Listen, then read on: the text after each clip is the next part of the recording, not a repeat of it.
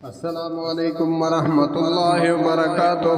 حضرت ابو ہریرہ رضی اللہ تعالی عنہ سے روایت ہے کہ رسول اللہ صلی اللہ علیہ وآلہ وسلم نے ارشاد فرمایا، جب تم میں سے کوئی شخص اس کی طرف دیکھے جسے مال و جمال میں فضیلت حاصل ہے تو اس کو بھی دیکھے جو اس سے کم تر ہے جس پر خود اسے فضیلت حاصل ہے۔ والسلام علیکم ورحمۃ اللہ۔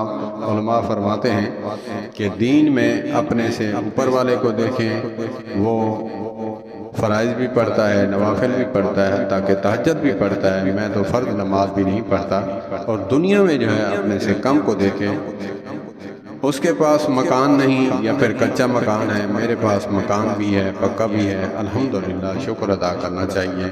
اللہ پاک ہمیں بھی شکر والا بنا دے۔